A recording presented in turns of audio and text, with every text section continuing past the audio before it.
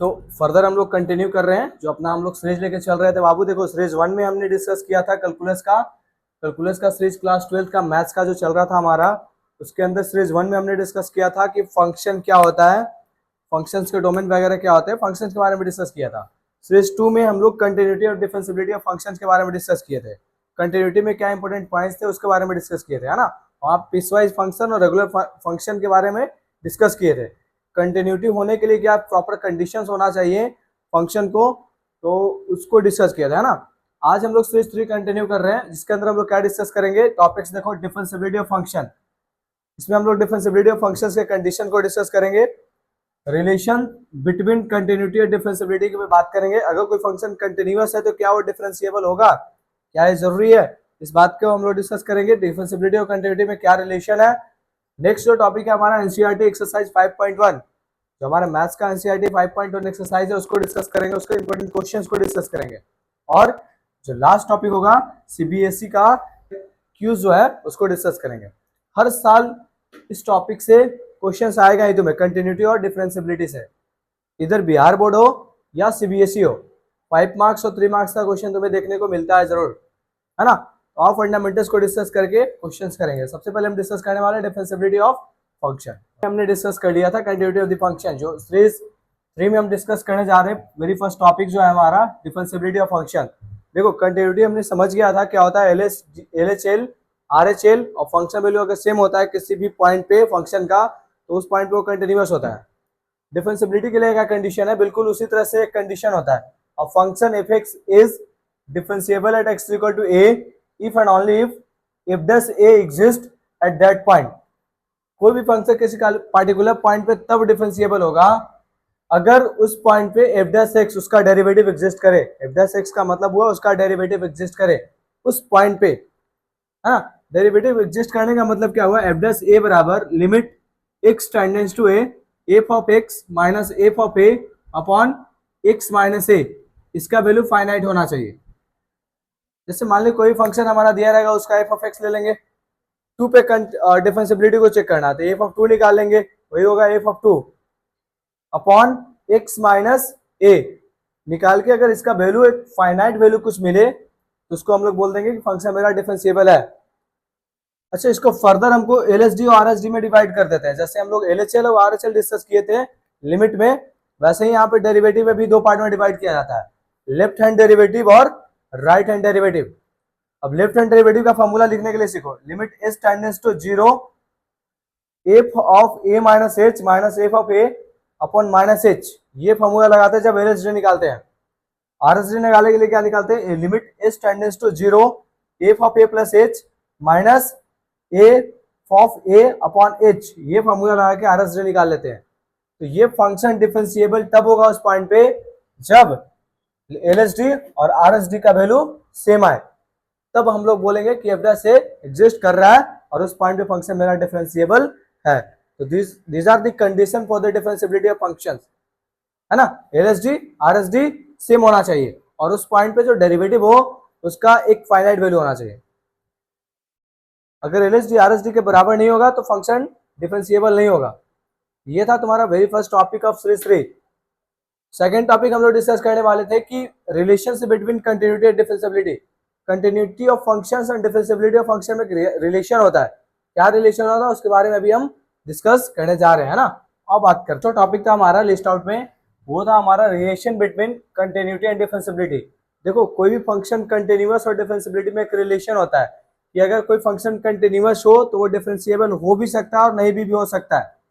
Point number 1 वही लिखा हुआ है, if a function y is equal to fx is continuous at x is equal to a then it may or may not be differentiable at that point या at x is equal to a। मतलब किसी particular point पे कोई function continuous है तो उस point पे differentiable हो भी सकता है और नहीं भी हो सकता है। बेटर एग्जांपल के साथ समझते हैं इस पॉइंट को। देखो सपोज करो मैंने एग्जांपल लिया y is equal to mod x, हमें x is equal to 0 पे चेक करना है। अब ध्यान देने वाली पॉइंट यहाँ पे ये है कि मॉडल्स फंक्शन भी एक पीसवाइज फंक्शन होता है एट एक्स इक्वल टू 0 पे है। देखो कैसे, y is equal to x कब पॉजिटिव साइन के साथ खुलेगा, जब x ग्रेटर देन 0 लेंगे। y इज इक्वल टू 0 होगा जब x इक्वल टू 0 होगा। x equal to x less than 0 लेंगे तो y माइनस एक्स होगा। मीन्स एक्स के डिफरेंट रीजन पे फंक्शन हमारा डिफरेंट हो रहा है। ये एक तरह से पीसवाइज फंक्शन हो गया जीरो पे। पीसवाइज फंक्शन के लिए हम लोग इसके कंटिन्यूटी को चेक करते हैं, किस पे, at x equal to zero पे। तो देखोगे क्या कि यहाँ पे at x equal to zero पे तुम्हें मोड एक्स कंटिन्यूअस मिलेगा लेकिन डिफरेंशिएबल नहीं होगा। कैसे चेक करके देखते हैं। आरएचएल और फंक्शन वैल्यू निकालते थे, ये कब लगाते थे, जब हमें पीसवाइज फंक्शन मिले। तो जीरो पे मेरा वाई मोड एक्स जो है पीसवाइज फंक्शन की तरह बिहेव कर रहा है। चलो पहले इसको ब्रेक डाउन करते हैं एक्स इक्वल टू जीरो पे। तो जीरो से अगर बढ़ा लेंगे तो y का वैल्यू x होगा, एग्जैक्टली जीरो लोगे तो y का वैल्यू जीरो होगा। अगर जीरो से छोटा वैल्यू में जा रहे हो तो y का वैल्यू माइनस x होगा। मीन्स एक पीसवाइज फंक्शन की तरह बिहेव कर रहा है। अब हम यहाँ पे क्या चेक करेंगे कि at x equal to zero पे मेरा फंक्शन कंटिन्यूअस है कि नहीं और डिफरेंशिएबल है कि नहीं, ये दो चीज चेक करना है। तो चलो चेक करते हैं पहले कंटिन्यूटी को। Continuity at x equal to zero, क्या चेक कर रहे हैं हम, continuity at x is equal to zero. Zero पे कंटिन्यूटी चेक करना चाहते हैं तो कंटिन्यूटी के लिए क्या होना चाहिए बाबू, तुम्हें पता होगा कि functional value, limiting value same होना चाहिए। एलएचएल आरएचएल ये तीन पार्ट इक्वल होना चाहिए उस पॉइंट पे। तो सबसे पहले एफ ऑफ एक्स निकालो, f of x at x is equal to zero. F of x देखोगे तो एफ ऑफ एक्स के जगह पे जीरो पुट करेंगे तो उसका वैल्यू क्या आ रहा है, एग्जैक्टली जीरो आ रहा है। कैसे, एफ एक्स पे जो y है हमारा वो जीरो के बराबर है। एफ ऑफ एक्स मिल गया, एफ ऑफ जीरो मिल गया। नेक्स्ट हमें निकालना है L H L, left hand limit. इसका वैल्यू लिखा जाता है limit x tends to zero minus F of x. मतलब जीरो से छोटा लेंगे वैल्यू तो एफ ऑफ एक्स क्या है, तो देखो ध्यान से, यहाँ पे जीरो से छोटा के लिए एफ ऑफ एक्स जो है माइनस एक्स है ना। यहाँ पे इस्तेमाल करेंगे, इसका वैल्यू आएगा limit x tends to zero minus F of x, यहाँ पे लिखेंगे माइनस एक्स और यहाँ पे एक्स का वैल्यू जीरो पुट कर दो, माइनस जीरो अप्रॉक्स जीरो ही होगा है ना। माइनस जीरो का कोई मतलब नहीं है बाबू, एल एच एल का वैल्यू मेरा जीरो ही आया। चलो आर एच एल के पास चलते हैं। R H L right hand limit, limit x tends to zero plus F of x. निकालने का तरीका मैंने सीरीज 2 में डिस्कस किया था, कैसे हम लोग कंटिन्यूटी चेक करते हैं।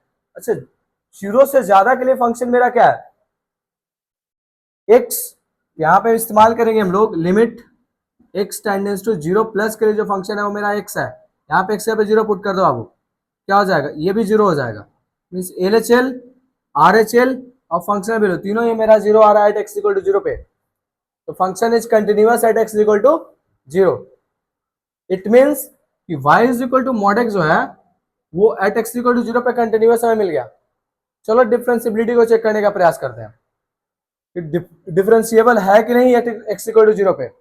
करेंगे क्या, L S D R S D निकालेंगे और दोनों को शॉर्ट कर देंगे। देखो y is equal to mod x को at x equal to zero पे देखा तो क्या आया था, functional value, limit, left hand limit और राइट हैंड लिमिट तीनों का वैल्यू हमें जीरो मिला था। तो हमने क्या बोला कि function is continuous at x equal to zero.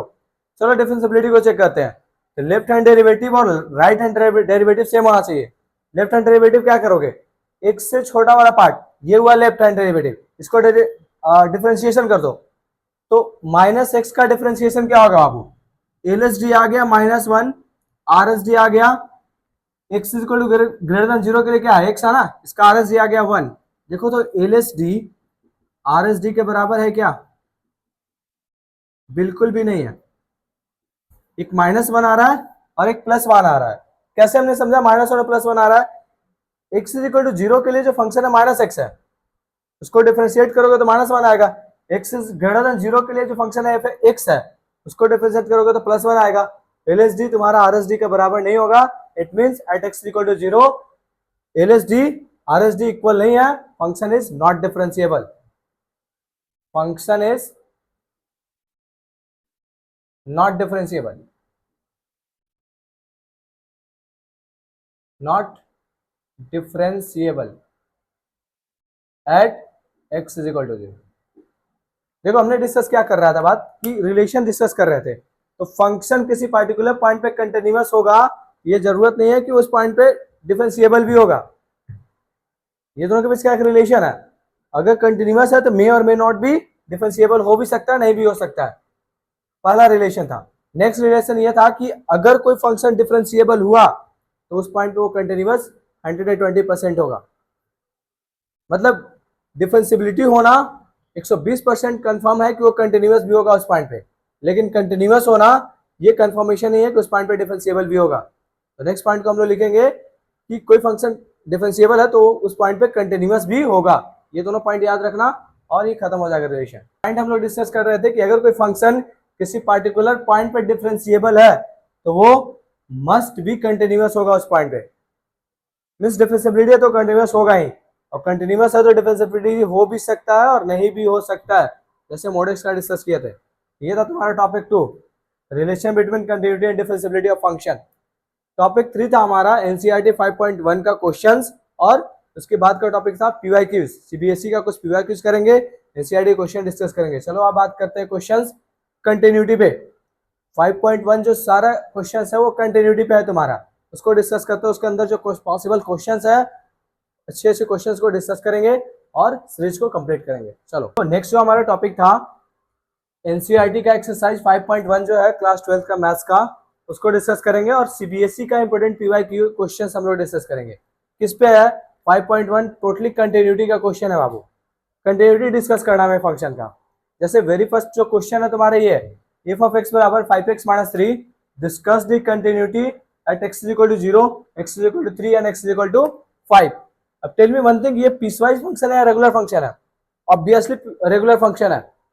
Piecewise function में क्या होता है कि पार्ट्स डिवाइडेड होते हैं on the basis of value of x, लेकिन यहाँ पे क्या, all the parts are defined for all the value of x। यहाँ पे कुछ भी रेस्ट्रिक्शन नहीं है, कोई भी पार्ट डिवीजन नहीं है, मींस रेगुलर फंक्शन है। और रेगुलर फंक्शन के लिए हम लोग क्या डिस्कस किए थे, सीरीज 2 में जाकर देखोगे तो कंटिन्यूटी का कॉन्सेप्ट बात किए थे कि जब भी रेगुलर फंक्शन हो क्या करते हैं हम लोग, उस पॉइंट पे लिमिटिंग वैल्यू निकाल लेते हैं और उस पॉइंट पे फंक्शन वैल्यू निकाल लेते हैं, जिस भी पर्टिकुलर पॉइंट पे हमें डिस्कस करना हो। और वहां पे लिमिटिंग वैल्यू और फंक्शन वैल्यू को देखते हैं, अगर इक्वल हुआ तो हमारा कंटिन्यूअस होगा, है ना। तो और डिस्कस करते हैं एट, किस पे डिस्कस करें, पहले 0 पे डिस्कस करते हैं। एट x = 0, y = जो हमारा फंक्शन दिया हुआ है fx, वो कितना है बाबू, 5x - 3, है ना। तो देखो इसका पहले हमें डोमेन चेक करना होता है। डोमेन क्या है, x belongs to all real number, domain इसका ऑल रियल नंबर होगा, और ये जो 0 पॉइंट है उसी डोमेन के अंदर फॉल कर रहा है ना।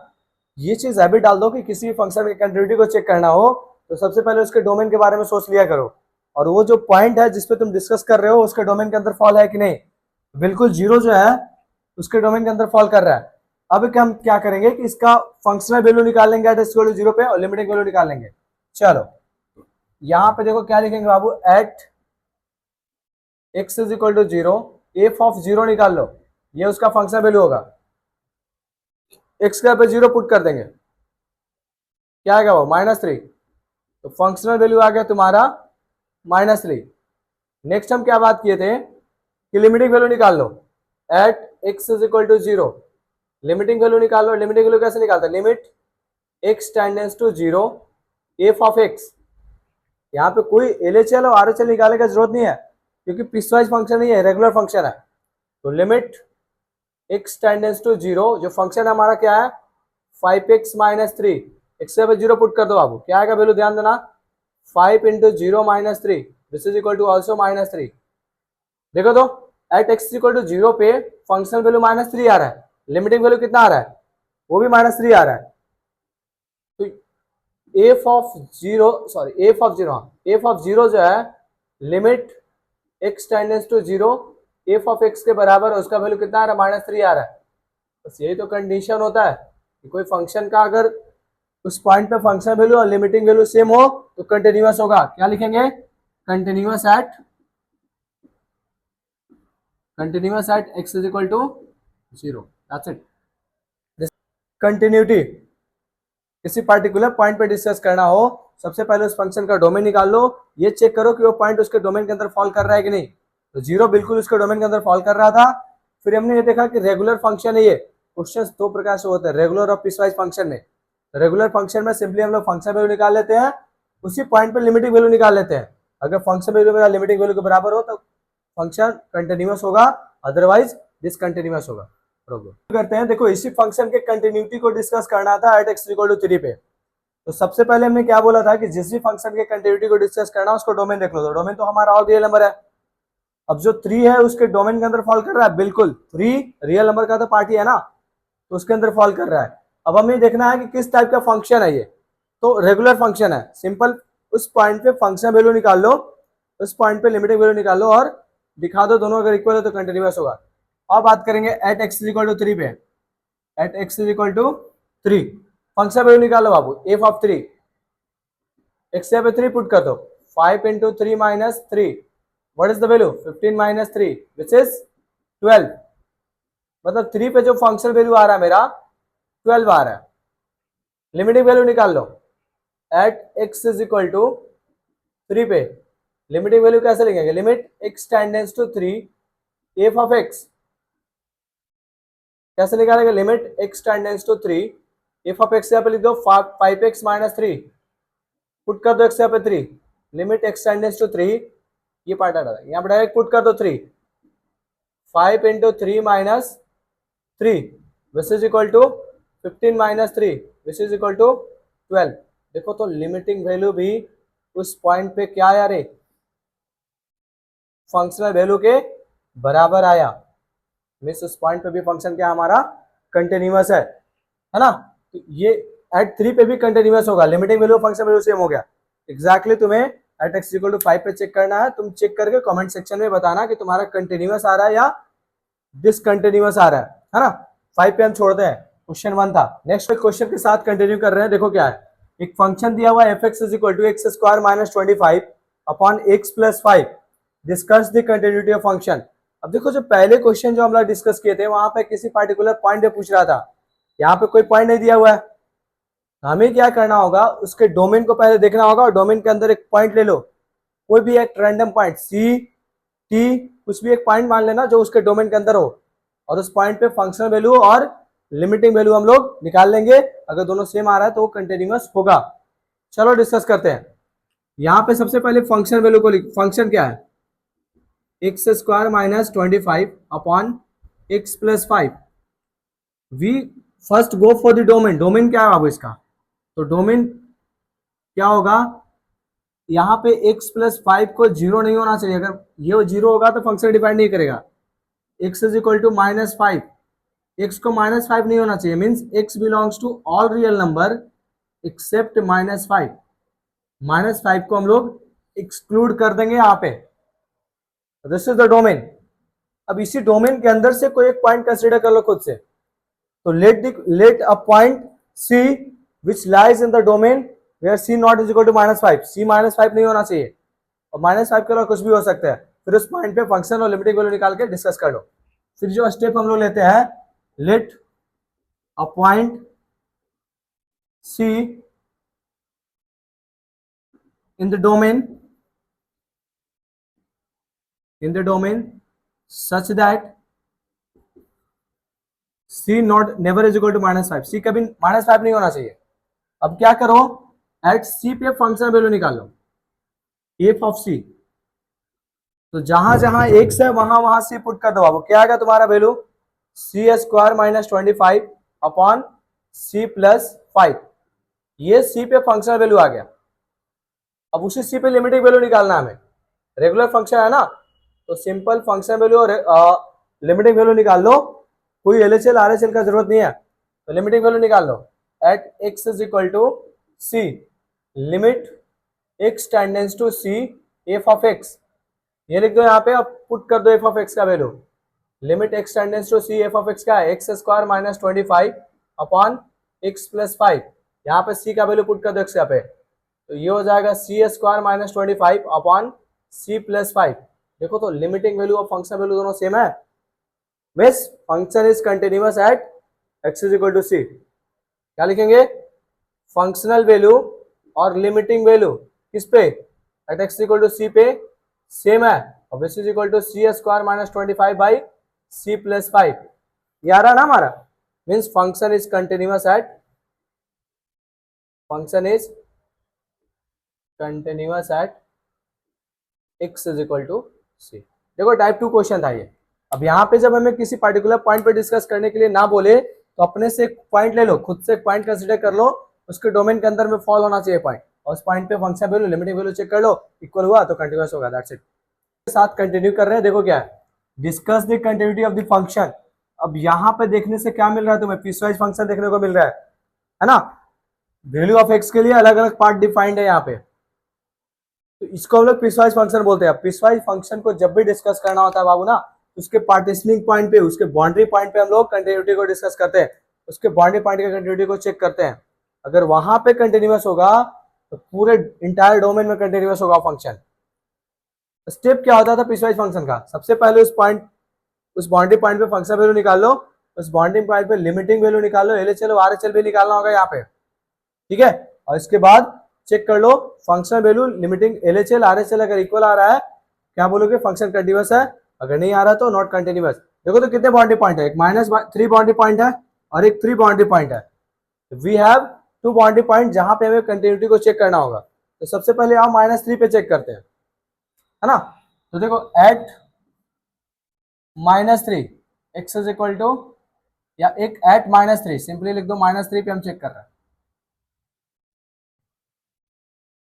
तो देखो क्या बोल रहा है कि -3 से छोटा या उसके बराबर जाओगे तो फंक्शन ही आ रहा है, और -3 से बड़ा जाओगे तो फंक्शन ही आएगा। मीन्स -3 के जो लेफ्ट पार्ट है ये, और -3 का राइट पार्ट है ये, है ना। तो पहले -3 पे क्या है, -3 पे एग्जैक्टली फंक्शन ही है। तो एट -3 पे एफ ऑफ एक्स अगर देखोगे तो क्या रहा है, मोड एक्स प्लस 3।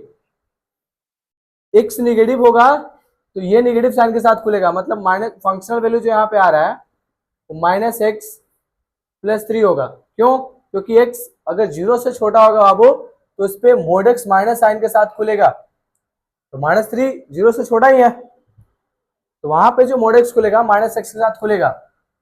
अब निकाल लो इसको, -3 पे वैल्यू कितना आ रहा है, कितना आएगा, -3 plus 3 this is equal to कितना, 3 प्लस 3 6 हो जाएगा। तो फंक्शनल वैल्यू एट -3 आ गया 6।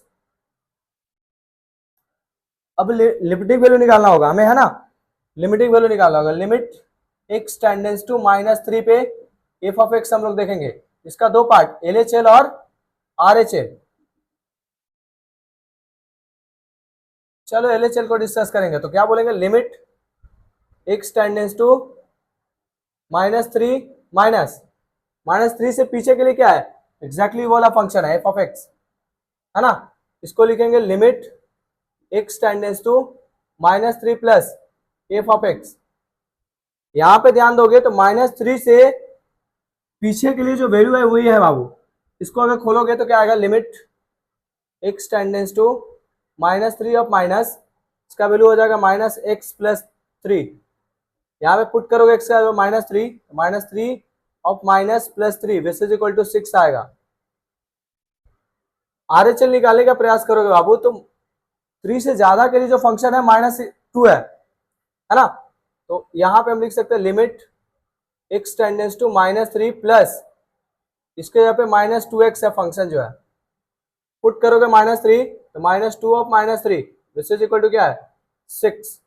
देखो तो एलएचएल आरएचएल और फंक्शनल वैल्यू तीनों हमारा सेम आया, किस पॉइंट पे, at x is equal to -3 पे। चलो इसको हम फिर से समझाते हैं कैसे किए। देखो मेरे पास दो पार्टीशनिंग पॉइंट है, मेरे पास दो बाउंड्री पॉइंट है। अब बाउंड्री पॉइंट पे ही हम लोग पीसवाइज फंक्शन के कंटिन्यूटी को डिस्कस करते हैं। तो सबसे पहले -3 पे डिस्कस करेंगे, नेक्स्ट बार हम लोग 3 पे डिस्कस करेंगे। तो -3 पे अगर देखना चाह रहे हैं तो एट -3 फंक्शनल वैल्यू एग्जैक्टली इसके बराबर है, लेस देन और इज इक्वल टू -3 पे फंक्शन यही है ना, इक्वल टू पे भी यही आएगा। अब देखो यहाँ पे मोड एक्स है, तो मोड एक्स अगर x से छोटा हो, अगर x 0 से छोटा हो यहाँ पे, तो मोड एक्स निगेटिव साइन के साथ खुलेगा। -3 एक 0 से छोटा है ना, यहाँ पे -x खोल दिए +3, एग्जैक्टली -3 का वैल्यू निकाले तो 6 आ गया। मीन्स -3 पे जो फंक्शनल वैल्यू आ रहा है मेरा 6 आ रहा है। अब -3 पे जो लिमिटिंग वैल्यू है उसको हमको चेक करना है। Limit x tends to -3 f of x, इसको दो पार्ट में डिवाइड करेंगे, एलएचएल एंड आरएचएल। एलएचएल में क्या होगा, -3 से कम के लिए, -3 से छोटा के लिए क्या फंक्शन है ये, -3 से छोटा एफ ऑफ एक्स, -3 से छोटा के लिए -x+3 है, x से -3 पुट कर दोगे तो -3 + 3 which is equal to 6। Right hand limit मतलब -3 से बड़ा के लिए x, देखो -3 से बड़ा के लिए जो फंक्शन है हमारा -2x है, यहाँ पे आर एच एल के जगह पे -2 पुट करके वैल्यू दे दिए 6 आ गया। Functional value L H L R H L equal आ रहा है continuous at x equal to -3, है ना। क्या बोलेंगे, -3 पे functional value L H L और आर एच एल इक्वल आ रहा है, इक्वल टू कितना आ रहा है 6, तो क्या होगा continuous at x is equal to -3। एक पॉइंट पे हम लोग चेक करेंगे, दूसरे पॉइंट है मेरा 3 पे भी चेक करना होगा आपको। आज चेक करते हैं, बस इस क्वेश्चन को डिस्कस करके हम लोग एक पीवाई की करेंगे क्वेश्चंस और स्टॉप कर देंगे वीडियो को, है ना। चलो next at x is equal to 3 पे चेक करना हमें, एट x3 या 3 पे चेक करना हमें। बाउंड्री पॉइंट हमारा नेक्स्ट क्या है 3 है। एट 3 पे चेक करोगे तो ध्यान दो पाओ, इसमें क्या होगा फंक्शनल वैल्यू क्या है, 3 पे जो फंक्शन है मेरा क्या है 6x+2 है। क्यों, क्योंकि 3 पे जो फंक्शन लिया है वो 6x+2 है। 3 से बड़ा के लिए फंक्शन यही है और 3 से छोटा के लिए फंक्शन ये है, मीन्स LHL ये होगा, RHL और फंक्शनल वैल्यू ये होगा। हमने समझ गया कि LHL RHL और फंक्शनल वैल्यू कहाँ पे होगा, उसको निकाल लो। पहले फंक्शनल वैल्यू निकाल लो, एफ ऑफ एक्स क्या होगा 6x+3, 6x+2, 6x+2। अब यहाँ पे एफ ऑफ 3 पुट कर दो, x पे 3 पुट कर दो, क्या आएगा 6 × 3 + 2 which is 18 + 2 which is 20, means F of 3 आ गया 20। अब हमें लिमिटिंग वैल्यू चेक करना है, तो limit x tends to 3 f of x, इसका दो पार्ट LHL और RHL। LHL कैसे निकालेंगे, limit x tends to 3 minus F of x। RHL कैसे निकालेंगे दोस्त, RHL निकालने के लिए करेंगे limit x tends to 3 plus F of x, बस हो गया सॉर्टेड।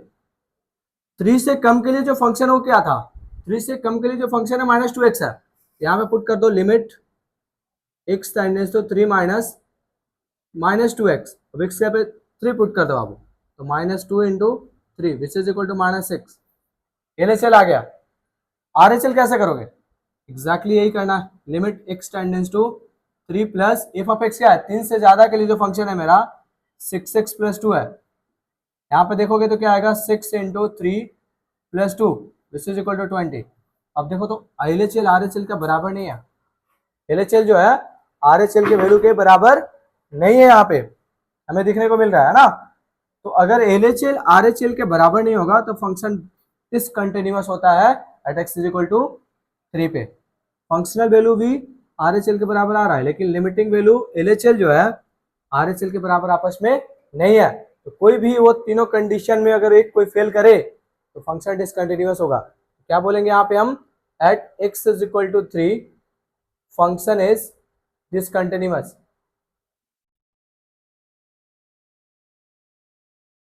बस हो गया और क्या। इस तरह से हम लोग पीसवाइज फंक्शन को डिस्कस करते हैं, है ना। बाउंड्री पॉइंट्स पे LHL RHL फंक्शनल वैल्यू अगर तीनों सेम होगा तो कंटिन्यूअस होगा, अगर तीनों में से कोई भी एक डिफरेंट आ गया तो वो डिसकंटिन्यूअस होगा। देखो LHL डिफरेंट आ गया था इसलिए हमने बोल दिया एट x इक्वल टू 3 पे डिसकंटिन्यूअस होगा। इस तरह से हम लोग पीसवाइज फंक्शन को डिस्कस करते हैं बाउंड्री पॉइंट पे। दैट्स इट, डिस्कस कर लेते हैं, इसके बाद तुम्हें क्लियर हो जाएगा। देखो कभी कभी क्वेश्चंस में क्या होते हैं ना कि कुछ पैरामीटर दिए रहते हैं, ए और बी, देखो दो पैरामीटर है, दो अननोन है, उसका वैल्यू निकालना है। उसके लिए एक फंक्शन दिया हुआ है, देखो x+2 ax+b और 3x-2 पीसवाइज फंक्शन है, बाउंड्री पे अलग अलग पार्ट डिवाइडेड है। बोल रहा है कि ये जो फंक्शन है कंटिन्यूअस है, तो जितने पॉइंट्स है सारे पे कंटिन्यूअस होगा। तो कंटिन्यूअस कब होता है बाबू, जब फंक्शनल वैल्यू उसका लिमिटिंग वैल्यू के बराबर हो। तो सिंपल सा क्या करना है यहाँ पे, एट x इक्वल टू 2 पे एट x इक्वल टू 5 पे दोनों पे हम लोग क्या करेंगे, फंक्शन वैल्यू लिमिटिंग वैल्यू को सेम करेंगे, दो इक्वेशन मिलेगा और दोनों को सॉल्व कर देंगे और बी का वैल्यू मिल जाएगा। तो आप पहले at x equal to 2 discuss करते हैं। एट 2 बाउंड्री 2 पे, बाउंड्री 2 पे फंक्शन वैल्यू क्या है एफ ऑफ एक्स जो है वो है एक्स प्लस टू के बराबर, एग्जैक्टली टू पे है ना, यहाँ पे एफ ऑफ टू निकाल लो। एफ ऑफ टू कितना होगा, two plus two, f of two का वैल्यू आएगा बाबू तुम्हारा 4। अच्छा, टू पे जो होगा हमारा L H L R H L के बराबर होगा, तो एट टू पे जो हम L H L R H L discuss करेंगे, limit at x equal to two f of x, यहाँ पे जो एल एच एल और आर एच एल होगा बराबर होगा, एल एच एल बराबर आर एच एल, हम खुद से बोलेंगे क्योंकि कंटिन्यूअस है, वो कंटिन्यूअस फंक्शन है ना, क्या होगा, limit x tends to two minus F of x, और यहाँ पे बोलेंगे limit x tends to two plus F of x. यहाँ से देखो एक रिलेशन मिलेगा, टू से छोटा वैल्यू के लिए क्या है, फंक्शन एक्स प्लस टू है, तो यहाँ पे लिखेंगे limit x tends to two minus F of x, यहाँ पे लिख दो एक्स प्लस टू, और यहाँ पे क्या लिखोगे, limit x tends to two plus F of x, यहाँ पे लिख दो टू से बड़ा के लिए तुम्हारा एक्स प्लस बी, यहाँ से एक्स प्लस बी में एक इक्वेशन मिल जाएगा, एक्स यहाँ पे टू पुट कर दो तो ये हो जाएगा 4 और ये हो जाएगा 2a प्लस बी, ई और बी में एक इक्वेशन मिला। इक्वेशन नंबर 1, एक इक्वेशन और कहां पे निकालेंगे, 0.5 पे, और दोनों को सॉल्व कर देंगे, ए और बी का वैल्यू मिल जाएगा। चलो 0.5 को डिस्कस कर लेते हैं। एट 5, दो बाउंड्री पॉइंट है ना, दोनों पे डिस्कस करना होगा। एट 5 पे अगर डिस्कस करना चाहेंगे तो फंक्शन वैल्यू क्या है, एफ ऑफ एक्स जो है एग्जैक्टली 5 पे जो फंक्शन है कौन सा पार्ट है, 3x माइनस टू, 5 पे जो है 3x माइनस टू है, एफ ऑफ 5 निकाल लो, 3 into 5 minus two which is equal to 15 minus two, क्या आएगा बाबू 13, एफ ऑफ 5 आ गया 13। अब लिमिटिंग वैल्यू निकाल लो 5 पे, limit x tends to 5 F of x, यहाँ पे फर्दर हम लोग एल एच एल और आर एच एल निकालेंगे, एल एच एल और आर एच एल, और दोनों को इक्वल कर देंगे, ये होगा limit x tends to 5 minus F of x. 5 से छोटा के लिए कौन सा पार्ट है फंक्शन का, देखो तो ये है एक्स प्लस बी, यहाँ पे सिंपल लिख दो limit x tends to 5 minus x plus b. अब यहाँ पे वैल्यू पुट कर दो एक्स पे, तो 5a प्लस बी आएगा इक्वेशन, 5a प्लस बी।